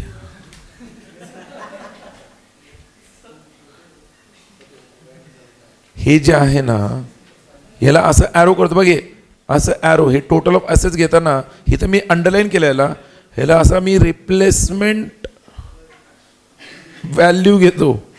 सगळं रामायण झालं आणि पाणी फिरलं, ह्याला मी अंडरलाइन केलं तो म्हणतोय डिवाइडेड बाय। ऐसा दिख रहा है भाई, मैं बोल भी रहा हूं ना, सिर्फ दिख नहीं रहा, मैं बोल भी रहा हूं। टोटल ऑफ असेट दिख रहा है ना, हाँ, अभी मैंने उसको एग्जाम्पल भी बताया, ये इधर एग्जाम्पल है, वो जो टोटल ऑफ असेट्स था उसका रिप्लेसमेंट कॉस्ट दिया उधर। हमने असेट बेस्ड अप्रोच में देखा था ना, नेट बुक वैल्यू वो रिप्लेसमेंट कॉस्ट में था, तो रिप्लेसमेंट कॉस्ट में तक यूज होगा। अच्छा हाँ ना, आपको लिव एंड शॉर्ट में भी बताओ example in the sense they will as it, मैंने कहा भी बेटा ध्यान रखो कान में, मैं आपको क्लियरली बताया अभी लिव एंड शॉर्ट्स को लेकर उन्होंने मॉडल में एग्जाम्पल भले ही नहीं दिया, एग्जाम में अगर वो क्वेश्चन आया है तो आपको क्यों नहीं दिया समझना, उसके लिए आपको प्रोबेबिलिटी का स्टैटिस्टिकल टेबल लगेगा। See why they are not given the example, you understand, उन्होंने मॉडल में अदर उधर एंड में उनको प्रोबेबिलिटी का वो लगाना पड़ता, जो हम नॉर्मल डिस्ट्रीब्यूशन लगता है ना वो लगाना पड़ता, वो यहां पे थोड़ी है, वो सिग्मा है ना, probability of person living the organisation, ये दिख रहा है क्या, और ये सिग्मा, तो इसलिए वो सिग्मा का वैल्यूएशन, वो मैं वही बता रहा हूं एग्जाम में जो तुमको दिया जाएगा ये सारी जानकारियां जो राइट हैंड साइड में वो दी जाएगी, तुमको सिर्फ ये निकालना पड़ेगा। बट इसलिए आज तक देखो लिव एंड शॉर्ट्स मॉडल को लेकर सिर्फ थ्योरी पूछा है, they have just asked theory कि इनटेंजिबल असेट्स के केस में वैल्यूएशन करना है तो कौन सा मेथड बेस्ट है। जब वो पूछते हैं तो आपको तीनों पहले मेथड देने हैं और कहना है live and shorts model use करना है intangible assets human resource accounting के लिए। क्वेश्चन कभी नहीं दिया, मॉडल में भी नहीं दिया क्वेश्चन के लिए, डोंट वरी, अगर दिया तो मैं डिस्कस नहीं करता क्या, बोलो।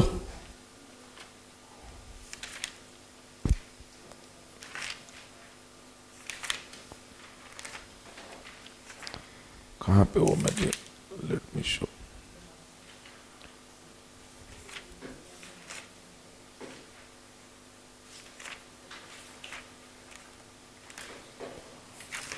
बढ़ू मैं आगे लास्ट पार्ट में, तो मुझे बोलो वैल्यूएशन जो मैं शुरू में भरा था, प्लीज वैल्यूएशन हमने बिजनेस का देखा, ये चैप्टर का मैं अब डिमार्केशन दे रहा हूं, प्लीज ध्यान रखना, वैल्यूएशन बिजनेस का देखा, उसके बाद वैल्यूएशन हमने गुडविल का देखा, वैल्यूएशन आपको इंटेंजिबल एसेट का देखना है, एंड लास्ट आपको वैल्यूएशन कंपनी के फाइनेंशियल परफॉर्मेंस को लेके करना है। फाइनेंशियल परफॉर्मेंस का वैल्यू निकालना है, कंपनी का क्या निकालना है, फाइनेंशियल परफॉर्मेंस। अब फाइनेंशियल परफॉर्मेंस आया तो यहां पे बैलेंस शीट पिंडल आता है, दिमाग में क्या रखना है, सर ने कहा फाइनेंशियल परफॉर्मेंस आया तो उसमें बैलेंस शीट पिंडल आया, उस फाइनेंशियल परफॉर्मेंस के दो मेथड्स दिए उन्होंने, फाइनेंशियल परफॉर्मेंस के दो मेथड्स दिए,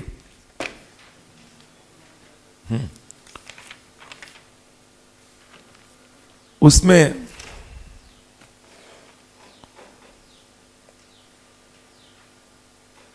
one is economic value added, ये अगेन एक फाइनेंशियल रिपोर्टिंग एफआर का एक टॉपिक है, economic value added. What is economic value added, पिछले एक फाइनेंशियल ईयर में, ये गवर्नेंस एथिक्स में बताया, पिछले एक फाइनेंशियल ईयर में कंपनी ने कितना इकोनॉमिक वैल्यू एडिशन किया in the stakeholders, in the interest of the society, और सोसाइटी पर कितना कॉस्ट इनकर किया, मतलब कितना बेनिफिट पहुंचाया और कितना कॉस्ट इनकर किया, benefit minus the cost is the value added.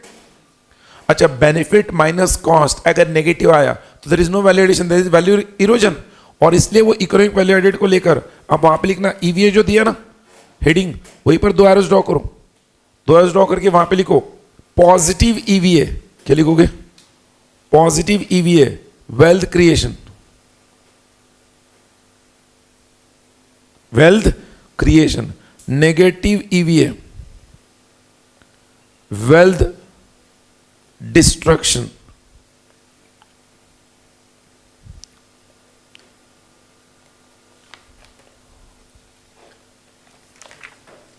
सब लोग हैं। अब इस ईवीए के लिए मैं सीक्वेंस दे रहा हूं, ईवीए का कोई क्वेश्चन आता है सीक्वेंस फॉर ईवीए, जैसे गॉर्डन ग्रोथ में देखा था ना, तो ईवीए के सीक्वेंस में आप लिखो स्टेप नंबर 1, पॉइंट नंबर 1, सब लोग कैलकुलेट WACC, पहले क्या आएगा, weighted average cost of capital, calculate WACC,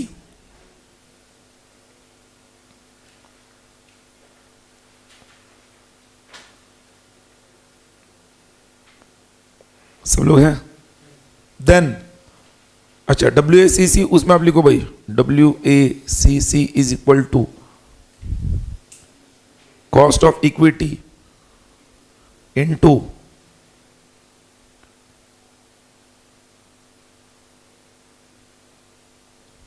percentage of equity in total financing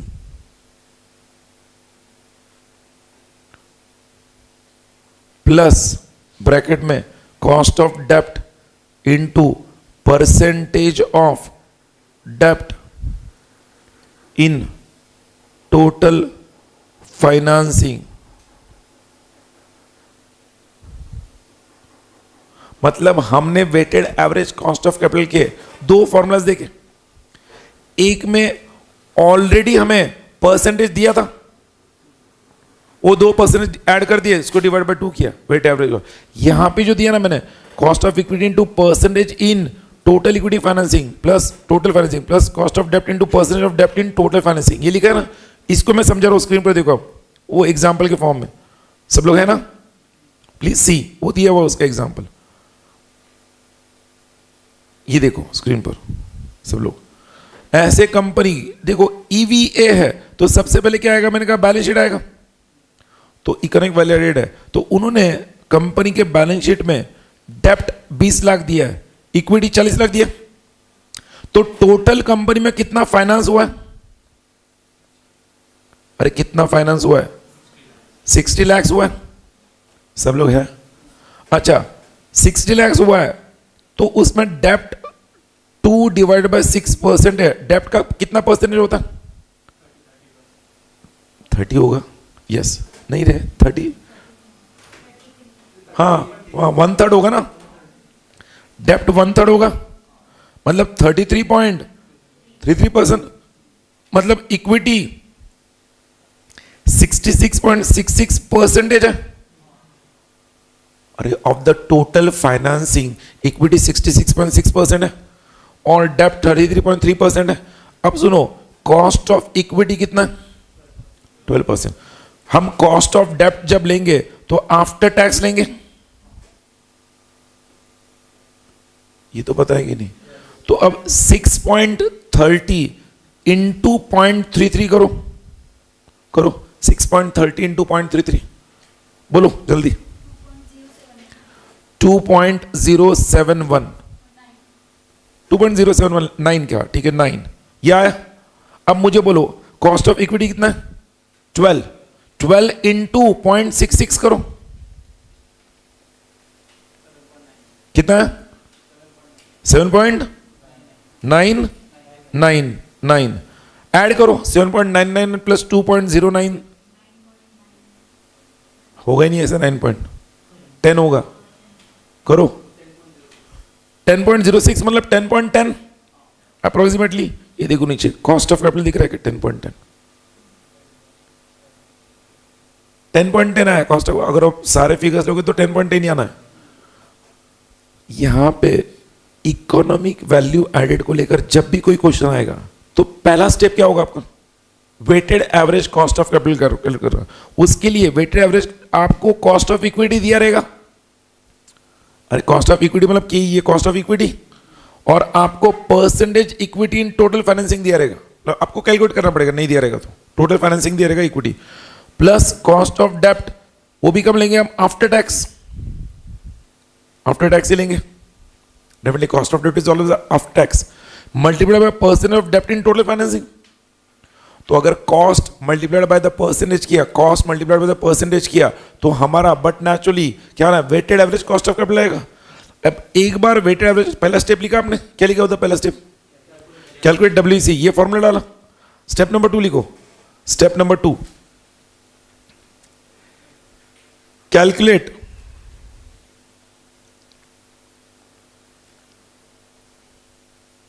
EB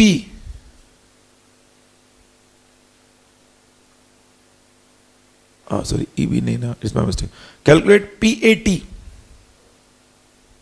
मतलब क्या आएगा, प्रॉफिट आफ्टर टैक्सेस, मतलब जो EBIT दिया जाएगा, तो कैलकुलेट PAT दिया ना, उधर आगे लिखो PAT, डैश मतलब पीएटी कैसे निकालना, आप लिखो ईबीआईटी, हे भगवान, EBIT minus I minus T, उसके बाद लिखना इज इक्वल टू पीएटी।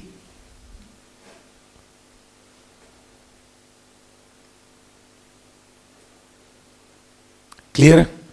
अच्छा,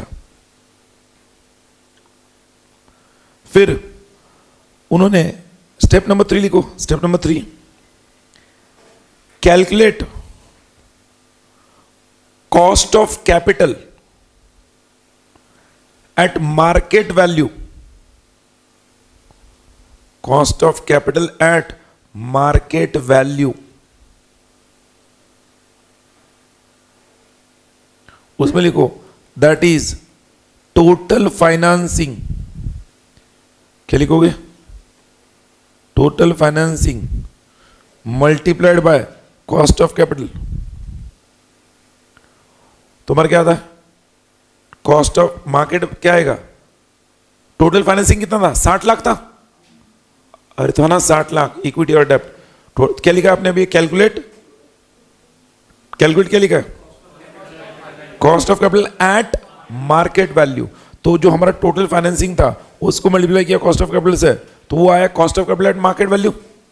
तो हमारा कितना था 60 लाख, और कॉस्ट ऑफ कैपिटल कितना था 10.10, तो करो 10.10 multiplied by 10%, 60 lakhs, 10.10 multiplied by 60 lakhs, 6 lakh 6,000 आता है। अब वो 6 लाख 6,000 आ गया, 6 लाख 6,000 क्या है हमारा, cost of capital at market value. Step number कौन सा हुआ, 3। स्टेप नंबर 4 लिखो, कैलकुलेट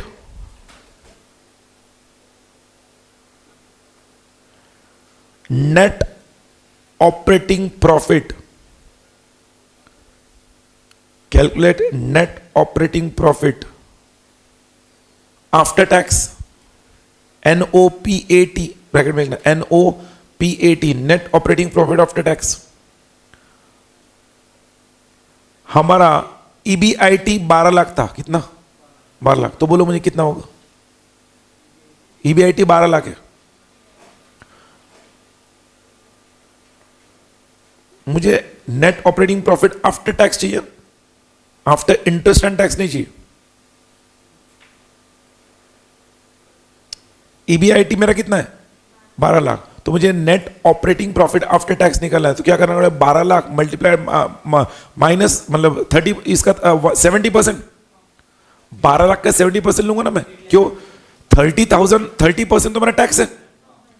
तो मेरा जो सब लोग ये क्या, earnings before interest and tax जो दिया है, आपने क्या लिखा इधर, कैलकुलेट नो पैट, जो लिखा ना आप लिखो उसके नीचे इक्वेशन, EBIT आप लिखो, EBIT मल्टीप्लाइड बाय 1 ब्रैकेट में डालना, 1 माइनस टैक्स T। अब ये करोगे तो आपका क्या आएगा, net operating profit after tax आएगा। अब उसके लिए कितने स्टेप्स हुए, स्टेप नंबर 5 आप लिखो, step number 5 equal to 4 minus 3, 4 minus 3 is equal to EVA। मैंने 4 क्या है, नो पैट, और 3 क्या है, cost of capital at market value, कितना था वो, 6,06,000, और ये कितना है 8,40,000, 8,40,000 माइनस 6,06,000 कितना है, 2 लाख, बोलो 34,000। तो ये देखो स्क्रीन पर 8,40,000, 6,06,000, 2,34,000 EV आया। कितने स्टेप लिखे आपने इसमें, 5। पहला स्टेप क्या था, weighted average cost of capital calculate किया। दूसरा, हाँ, अब वो दूसरा स्टेप है ना, वो दूसरा स्टेप नहीं किया तो भी चलता है, दूसरा स्टेप आपने नहीं किया तो भी चलेगा। वो दूसरा स्टेप कब काम में आएगा, अगर उन्होंने आपको पूछा कि पैड भी क्या है, तो इंटरेस्ट और टैक्सेस दोनों लेस करना पड़ेगा उस केस में। अरे बोलो, सो दूसरा स्टेप के उधर लिखो, उधर दूसरे स्टेप के उधर, to be used only when, to be used only when PAT is asked, to be used only when PAT is asked,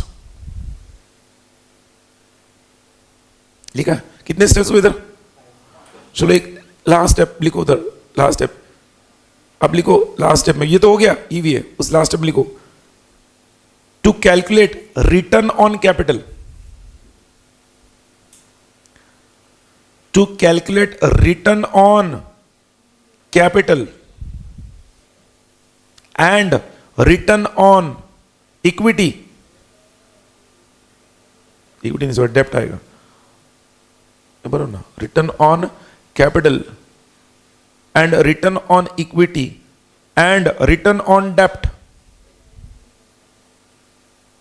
return on dept. The PAT is used, PAT कब use होगा? PAT जो step number 2 था, return on capital, return on equity and return on डेप्ट के लिए, उसके लिए को formula that is, आप लिखना पैट डिवाइडेड, लिखो डिवाइडेड, डिवीजन का सिंबल भाई देख ले, पैट डिवाइडेड बाय, अब पहला क्या था? Return on, return on capital, capital कितना था हमारा? टोटल फाइनेंसिंग, टोटल फाइनेंसिंग आएगा ना, रिटर्न ऑन कैपिटल निकालने के लिए टोटल फाइनेंसिंग आएगा नंबर 1। देन रिटर्न ऑन क्या है? इक्विटी, तो पैट डिवाइडेड बाय टोटल, अरे बोलो इक्विटी फाइनेंसिंग, अरे सब लोग है क्या? देन डेप्ट के लिए क्या आएगा? पैट डिवाइडेड बाय टोटल डेप्ट फाइनेंसिंग।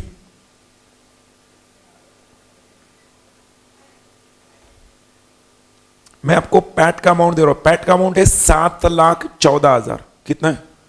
7,14,000, सब लोग हैं? उस 7,14,000 को यूज करो और ये आपके सामने बाकी के फिगर्स है।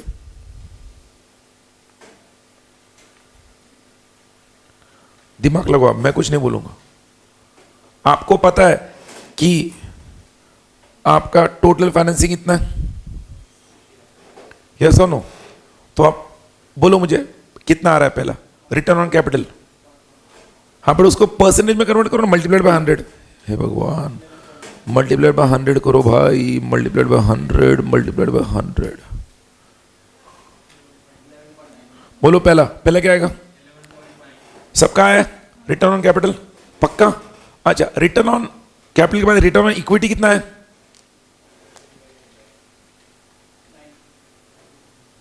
रिटर्न ऑन इक्विटी पैट कितना है आपका? अरे लिखा था ना आपने पैट 7,14,000, 7,14,000 पैट है,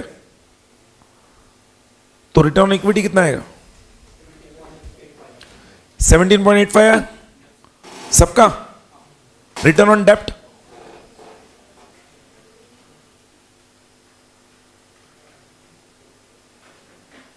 हे भगवान, रिटर्न ऑन डेप्ट 35.7, 7,14,000 डिवाइडेड बाय 20 लाख। अरे बोलो, अब देखो ये जो आपने दिया ना, वहां पर उन्होंने रिटर्न ऑन, एक बार पैट आ गया, return on capital, return on equity 11.9, 17.85 दिया ना। तो ईवीए में आपको क्या क्या कैलकुलेट करने के लिए आ सकता है? Return on capital, return on equity and EVA. डेप्ट नहीं पूछेगा, मैंने जानबूझकर आपको डेप्ट भी ऐड किया। Return on capital, return on equity and EVA.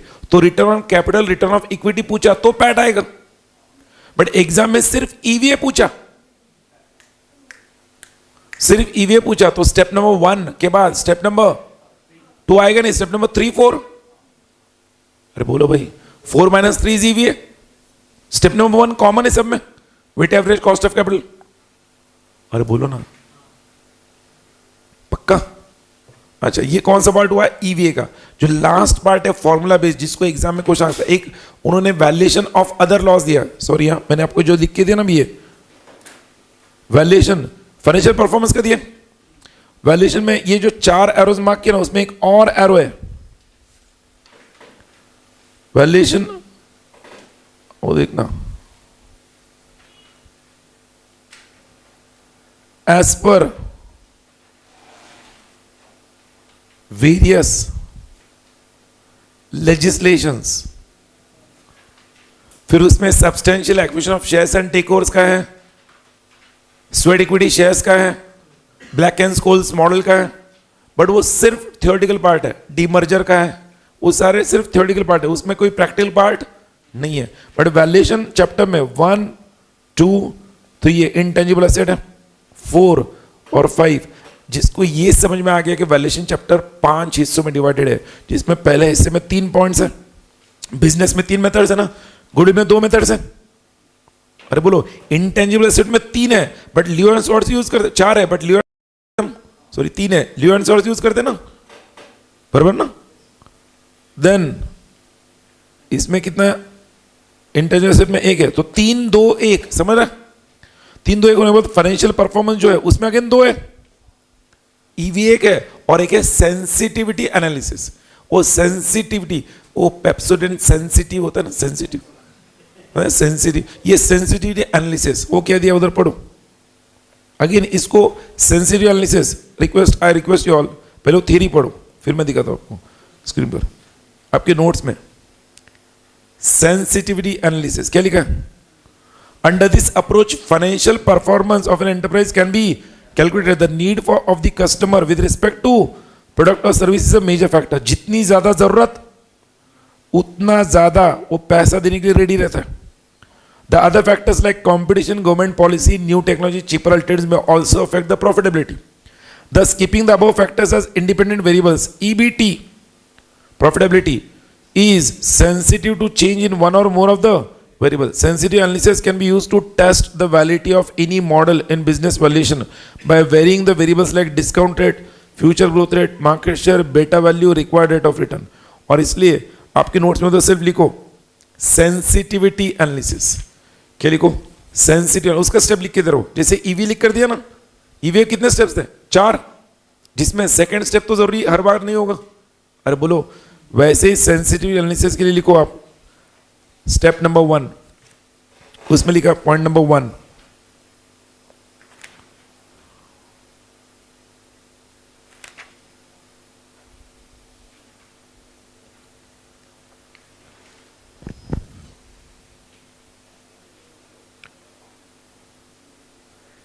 EBT, EBT is a variable. EBT is a variable which increases or decreases, which increases or decreases, which increases or decreases in proportion to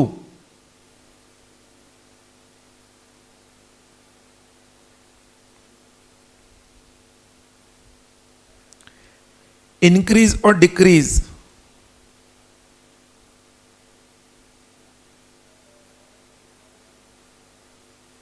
in the cells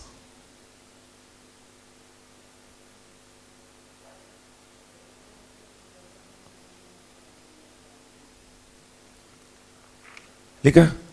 अब लिखना paragraph करके, when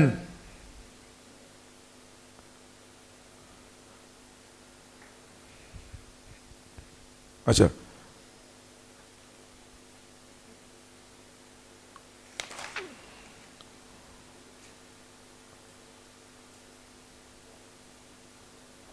when earnings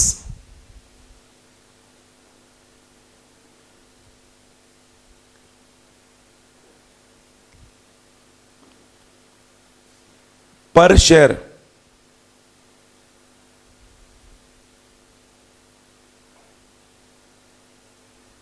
and PE ratio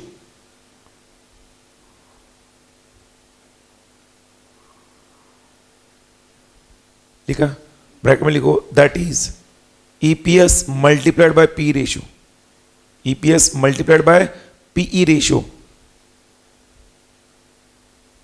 लिखा, bracket close, is given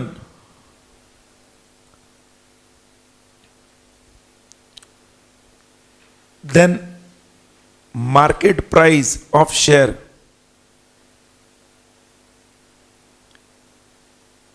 can be calculated. Market price per share can be calculated. Market price per share can be calculated. लिखा है value of the business, value of the business is equal to का symbol दो, is equal to market price per share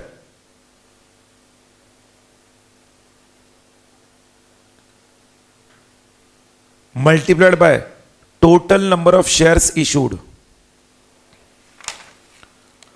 Total number of shares issued.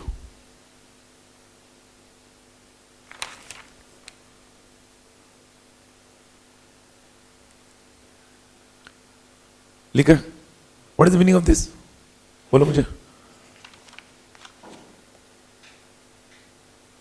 Screen पर देखो 2 minute, आप वो देखो फिर पढ़ो, दादी वो बेटा. यहां पे क्या दिया, company, let us another example, business valuation of enterprise, जिसके कितने शेयर्स हैं, 2 करोड़ शेयर्स है इशूड, एंड करंट अर्निंग्स पर शेयर कितना, 10 रुपीज.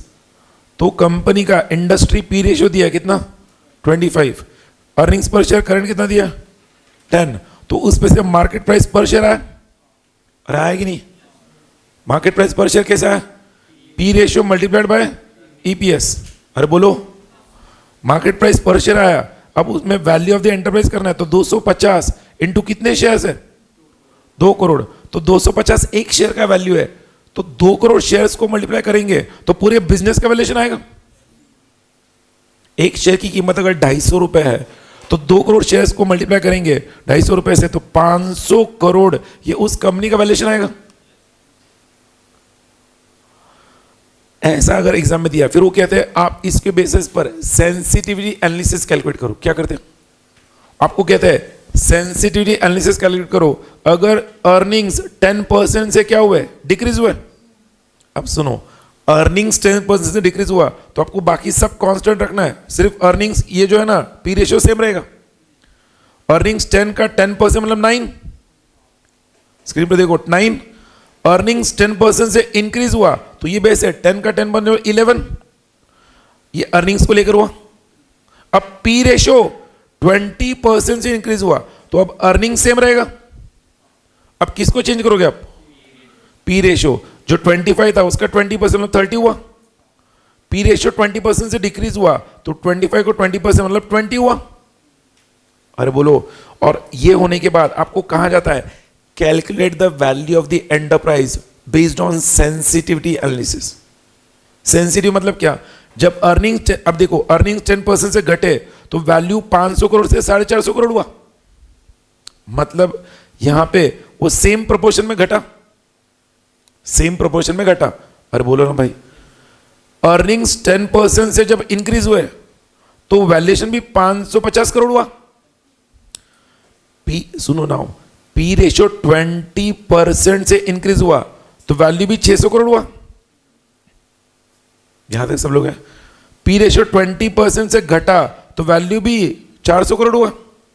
आपको सेंसिटिविटी एनालिसिस में value of the enterprise calculate करने के लिए देते.